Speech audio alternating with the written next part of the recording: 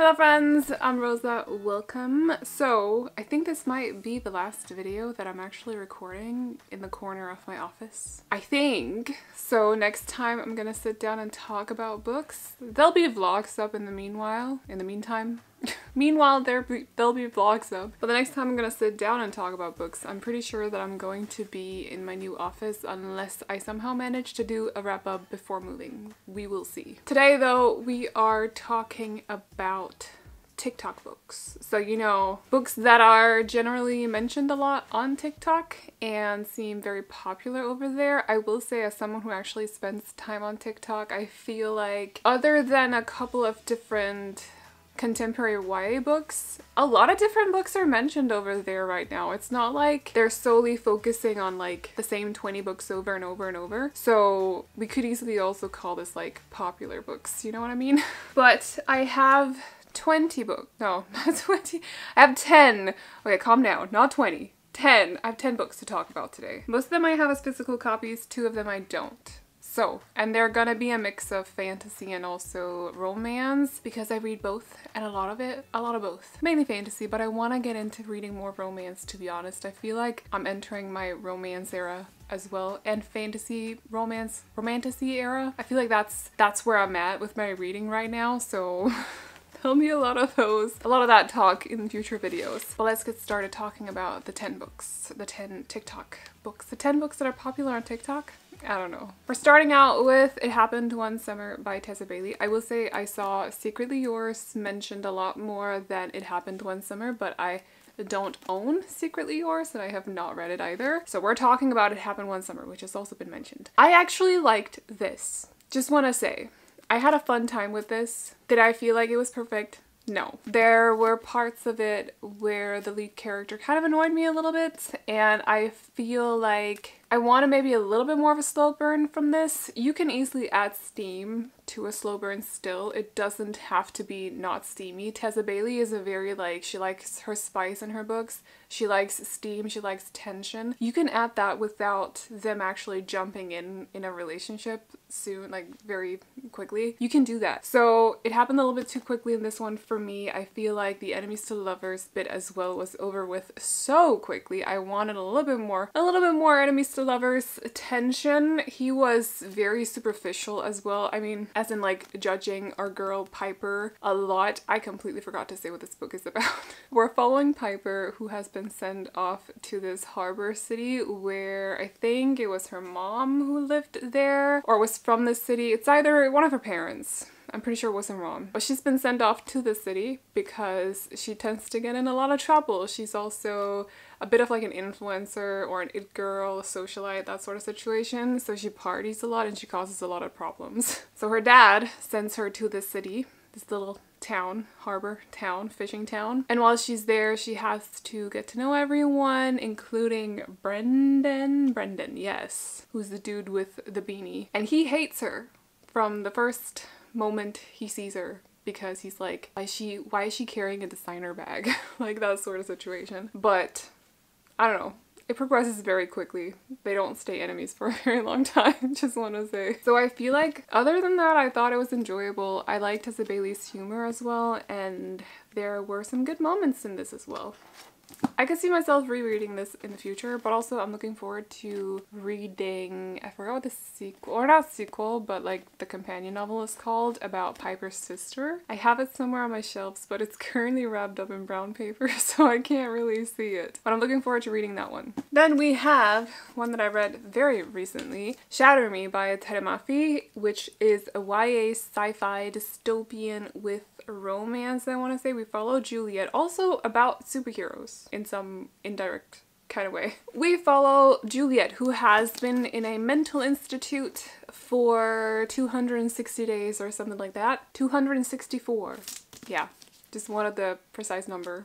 She hasn't talked to anyone. She hasn't really seen anyone. She's just been stuck in a cell, although sometimes she is let out to go shower and stuff. And then one day, a guy shows up at her cell and is like, I'm gonna be your cellmate. And she's like, do not touch me, because if you touch her, you might die. I don't know how it works exactly because it's not really very well described, but people who touch her die for some reason. Somehow they just die. So she's stuck in this cell with this guy who she recognizes, by the way, from her past. And she's like, you cannot touch me. And then things start to change. Things start to happen. And our girl Juliet also starts to get kind of close to this guy as well, although he can under no circumstances touch her. I will say parts of this were very fascinating to me actually, because a lot of it is like, there's a process throughout. You can see Juliet progressing as a character, because there's a lot of like this where it's like crossed out, as you can see, and it gets better throughout the book, which is interesting to follow. She has a lot of like very erratic thoughts at the start of the book, and she's slowly like, there's progress with her, essentially is what I'm trying to say. So I liked that part of it. Without saying too much about the romance plot in this one, I don't really get it. Having read the novel as well, what is it called? Or not the novel, the novella? Destroy Me. I still don't get it. Like, Warner is super creepy.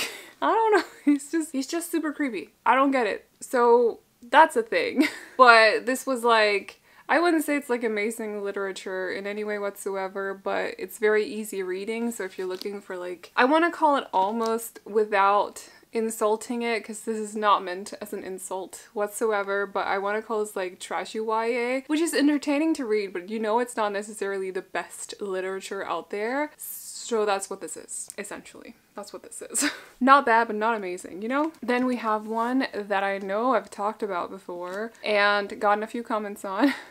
Someone was basically like, I feel like people who don't like this book, they basically don't get it, which I think is a different way of saying you're too stupid to understand it, which is insulting. But The Atlas Six by Olivia Blake, I don't really, I will say this does have some qualities, good and bad things about this. So, but essentially in this one we follow 6 students who are attending or who have been accepted into the secret society of Alexandria, so they have access to the Library of Alexandria, and while they are there they have to undergo some, there's basically a test in the future, so they have to prepare for this test by studying their forms of magic, because they all have different magic, except from 2 of them they have the same kind of magic. So they have to study this magic, become better at protecting the library while they're there. And then in the future there's a test to see who of them can actually be accepted fully into the Library of Alexandria. Whatever that means, I don't know, because I haven't read the sequel. Not yet anyway. I kind of want to. I hope that it's better than this one. But is it actually mentioned? I mean, it's kind of hinted at. It's very dangerous to partake in this thing. That's all I'm gonna say, okay. And there's a guy who's super mysterious about it as well. He's the one who contacted them about it. So, but it's very prestigious. They're supposed to be like the 6 best magicians out there, or Medaians, or whatever they call them. People with magical powers. So there was way too much science-y talk in this. I have read reviews on it on Goodreads. People who've actually studied areas that they're studying, not the magic part, but like everything else, the science-y stuff, who said that a lot of it doesn't actually make any sense, which suddenly makes me feel better, because I feel like a lot of it also felt like gibberish. So for someone to be like, well, if you don't like it, it's just because you don't get it. Maybe I don't get it because it doesn't actually make sense. I don't know. Am I being salty about it? Yes. But like, don't call people stupid just for stating their opinions on books. That's rude. Don't do that. Other than that, I think for me, one of the things about this book is that I do not like the characters. I think maybe like 1 or 2 of them have some redeeming qualities, but overall, I just don't like them. And I know that that's a thing with this book. Like, it's like that for a reason. Olivia Blake chose to make characters that aren't likable, but I need to like the characters in my books for me to actually enjoy them. Otherwise, I'll just sit there and be frustrated with the characters. So that mixed with all the gibberish, sciencey talk kind of just didn't really do it for me. I can see why some people would like this though. I can. I also think the ending was pretty interesting, and that's why I'm still counting on reading the Atlas Paradox. So hopefully I like that one, read it and like it before the third one is out, because I have the Illumicrate books and I really want them to match. But like, I don't know. The Atlas 6 did not do it for me. Just want to say I am not a science major in any way, so some of it might make sense, but the reviews that I read from people who had read certain things they talked about in the books or in the book, they said it didn't make sense. So at least some of it. Just want to say, okay. Don't come for me. I want to talk about a book that I still don't have as a physical copy, and I hate that I don't have it, but Red, White, and Royal Blue by Casey McQuiston is a thoroughly well-loved book. It's, I want to call it new adult. There's like one spicy-ish scene in it, which is why I'm not calling it a YA, but the characters are also somewhere in their 20s, so I think it's okay to call it like new adult-ish. It's very understandable in the language. It's romance, and it's an MM romance, so it's a man and a man, and it's lovely, and I love it so much. Like, I don't know.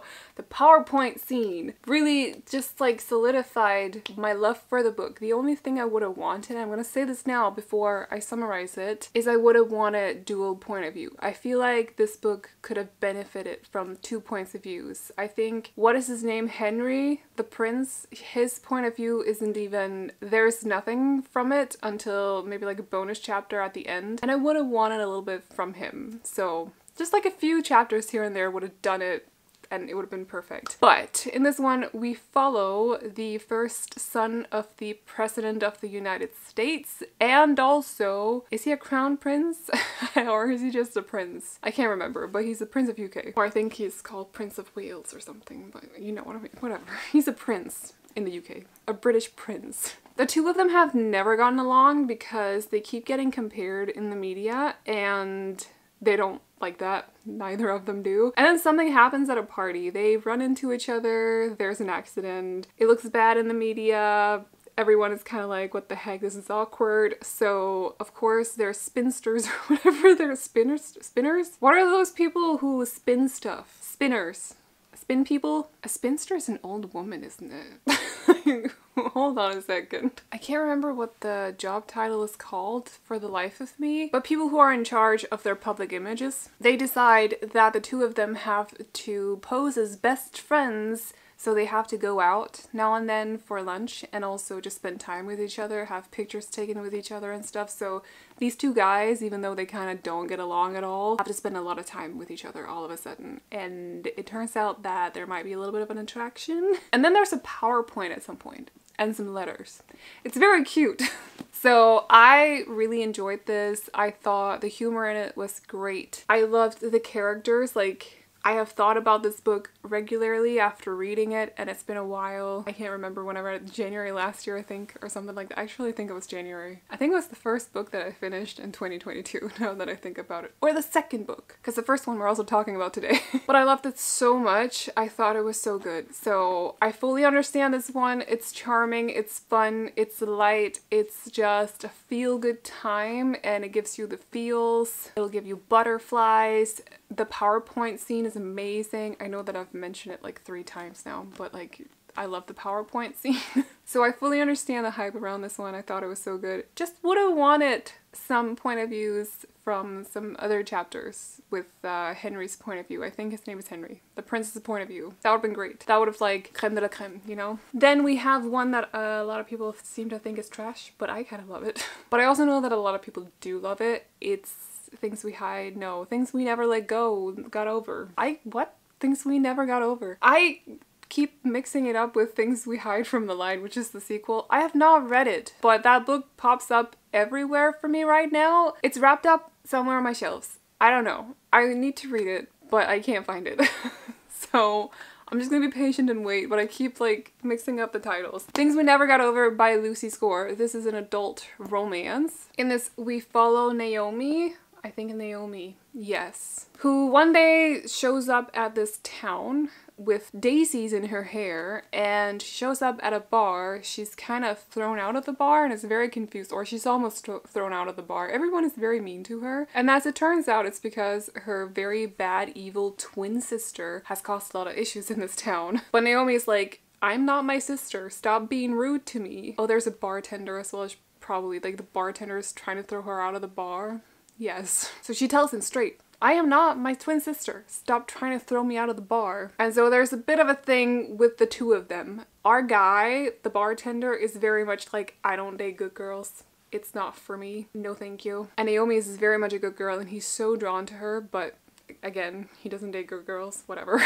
He'll change his mind. And then, as it turns out as well, Naomi's twin sister has left her daughter with Naomi. Without Naomi, I think she didn't even know that she existed, the daughter, her niece. And suddenly she's just there. So she has to take care of her. She doesn't really have anywhere to be. She ends up basically renting a small cottage that's next to our bartender's, a friend of his, or I can't remember exactly the details, but it's a small town romance. There's a lot of tropes in this one, like a lot, but I feel like they were hidden enough for me to not really notice them. It didn't hit me until after that there was actually so many tropes in it. Maybe I just had a good time with it and so I didn't notice. I wouldn't say this is flawless. It's kind of slow at times, but I did give this 5 stars because it just made me feel all the things.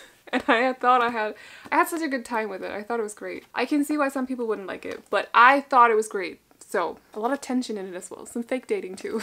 So, it's just kind of including all my favorites. And it's favoritism, okay? I just loved it. Anyway.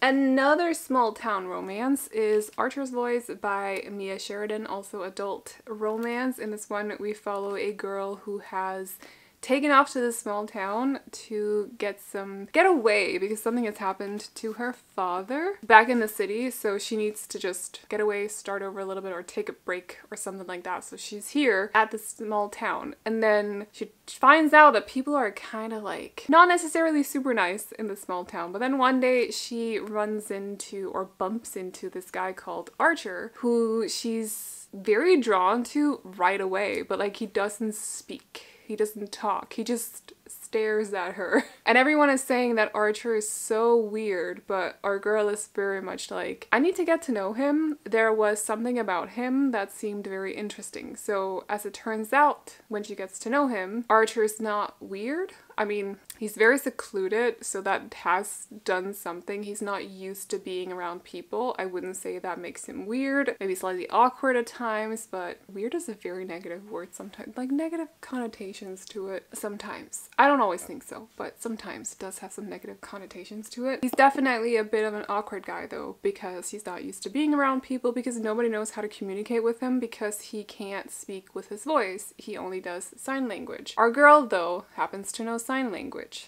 So it's basically about her getting over, or at least working on moving on after this thing happened with her father, but also Archer slowly getting out of his little bubble and breaking down his walls and seeing him grow, and it's so nice to see. So I also gave this 5 stars. I feel like it's probably more justified with this one than it is with Things We Never Got Over. This was very lovely, and I can see why people like it so much. It definitely plays on your emotions as well, without being like overly trauma dumpy. Although there is mention of trauma in this, plenty of it, but just doesn't feel like trauma on top of trauma. You know what I mean? So lovely, lovely book.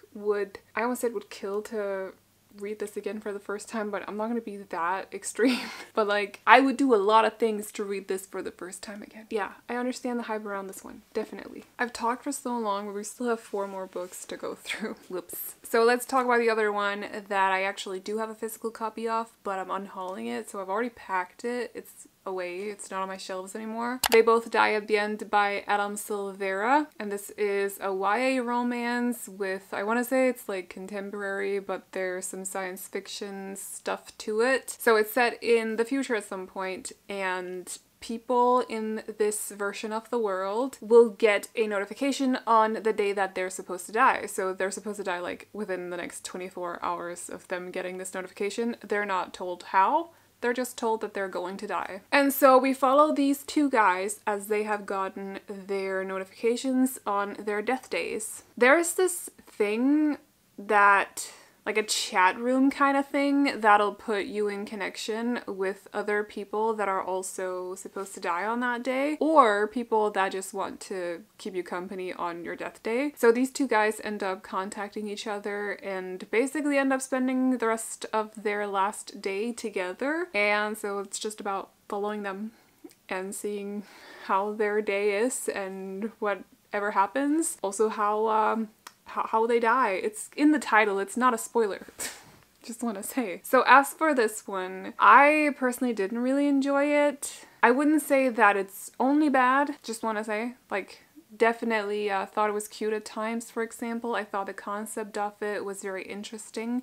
I just feel like for what Adam Silvera wanted to do with the book, one day just wasn't enough. And I know that that's kind of like, it defeats the purpose of the whole death day sort of thing, but like in my head, I would never be able to grow that close to a person in one day. It just wouldn't, yeah, no. Plus it was so like, they were all friends. There was no mention of like an attraction or the fact that he thought he looked cute or anything like that until suddenly, you know? So I wouldn't say that's a spoiler either. I wouldn't say that. So like it just kind of came out of the blue, which there has to be a little bit of like a warm up, you know, or like some butterflies or something. I don't know. So for me, it didn't really work. It felt very all of a sudden. Love the concept though. I think the concept is very interesting. It just didn't really like the execution that much. So, but I can see why it would cater to some people though. Just want to say, I'm just not very much for like insta-lovey things. It's just not, it doesn't really work for me in most cases. So, and then we have 3 more books that we're going to talk about. The next 3 are all positive books. I only have positive opinions about them. You have been warned. We're starting out with Book Lovers by Emily Henry, which is an adult romance. This is like written for book lovers. It's in the name. It's like cliches but with a spin. It's like it'll hint at all those other romance books that you've read as well. It'll make you feel all warm and fuzzy. It'll make you kind of root for, at least she calls herself the villain, but I don't see her as a villain, not really.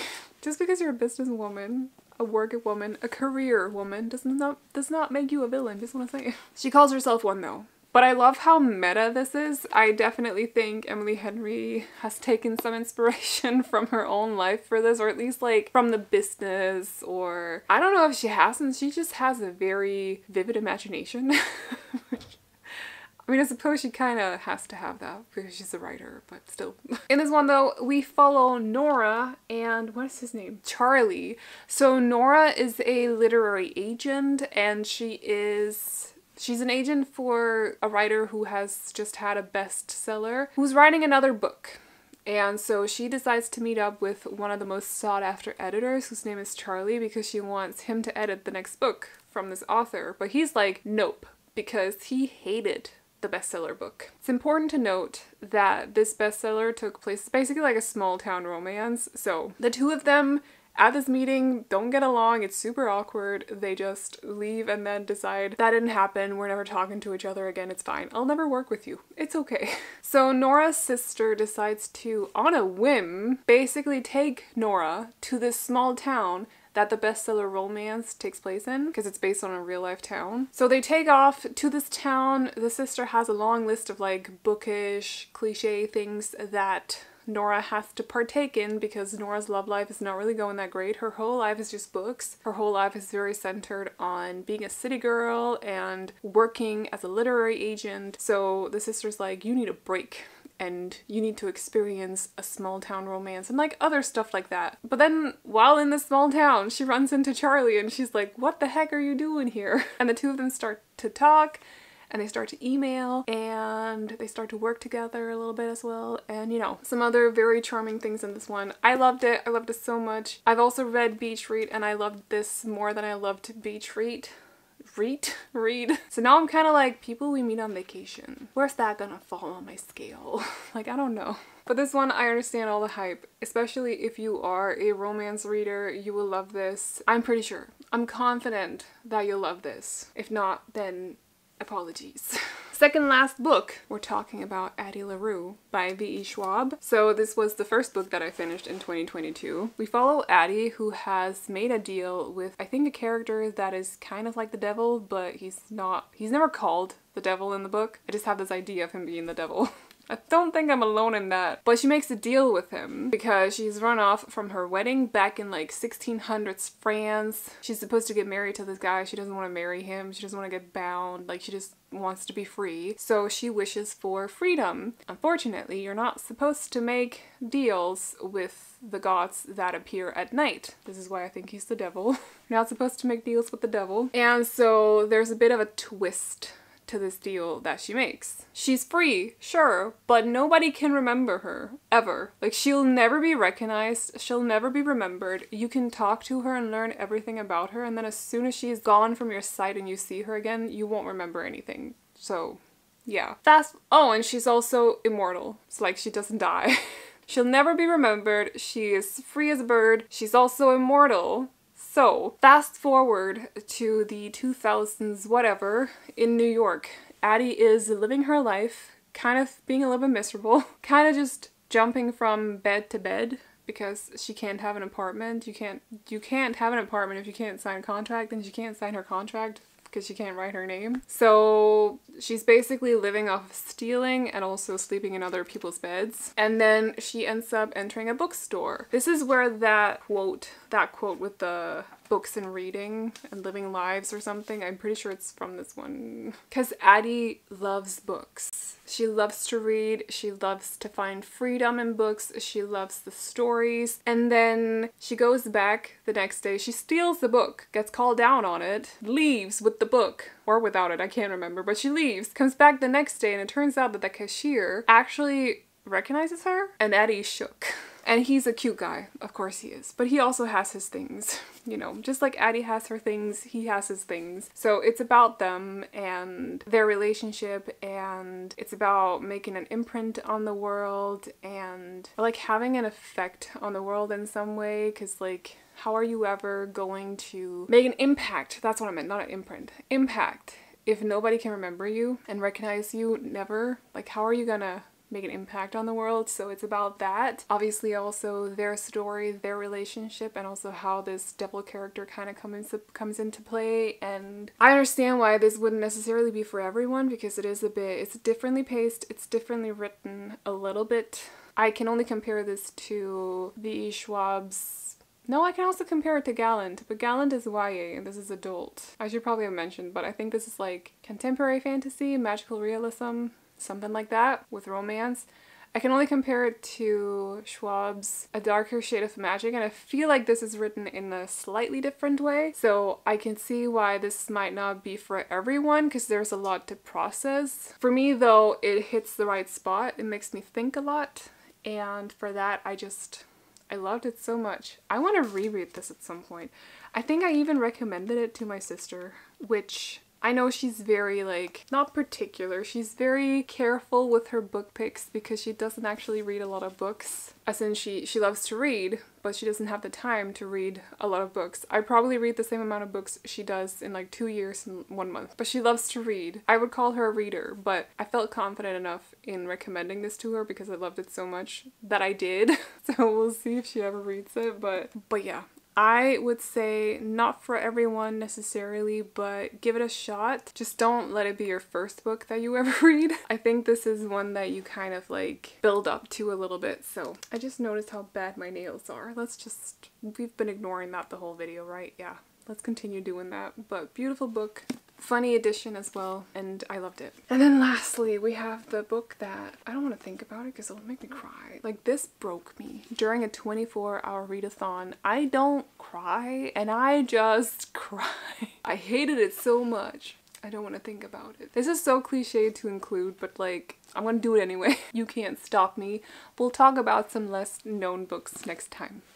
Yes, next time we talk about TikTok books. Today though, the last one we're talking about is The Song of Achilles by Madeline Miller. Everyone and their mothers have read this book, and I feel like that's fair. This is an amazing book. It's heartbreaking, traumatizing, but it's amazing.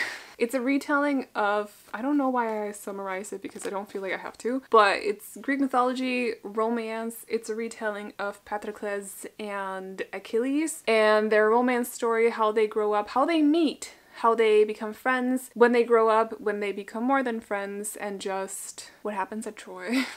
You know, I'm not gonna get into it because I don't want to think about it too much, but this broke me during a 24-hour readathon, and I won't ever forgive it for that. Like, no. Will I reread it at some point? Probably yes. I don't know. We're readers. Like, it's okay. It's okay to feel things, right?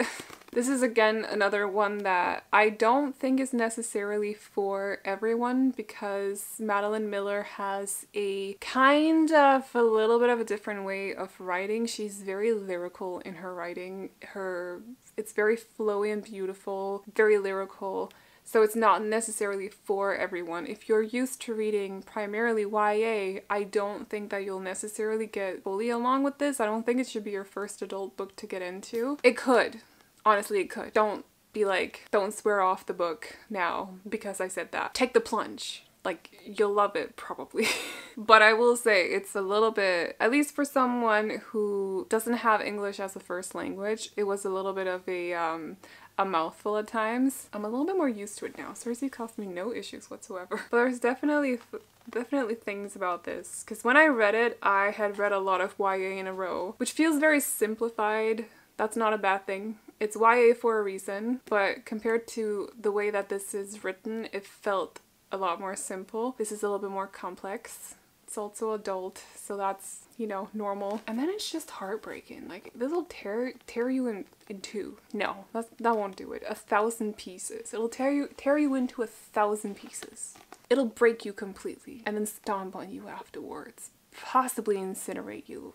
Is the dramatic? I don't know. Beautiful book. Punch you. It'll punch you in the gut though, and it won't be sorry about it. So that's that. I got through talking about it without crying. I'm actually very, very proud of myself. So that's the TikTok popular books that I have for this round. We'll do another one in like 6 months. It's all good. If there are any books that you feel have been super popular lately that I should read, let me know in the comments. If you have opinions that are a little bit different from mine on these books, let me know as well. But other than that, oh, you can find links to them in the description box as well, by the way, just in case. I forgot to mention at the start of the video, but you can. But other than that, I hope you all enjoyed this video. If you did, feel free to give it a thumbs up. And if you want to see more videos like this from me, but also videos like bookish unboxings, TBR videos, wrap-ups, and all the other booktube stuff, definitely consider sticking around by clicking on the subscribe button. But that's all I got for you guys today, so I hope you enjoyed it, and I'll see you all in the next one. Bye-bye! Oh, you know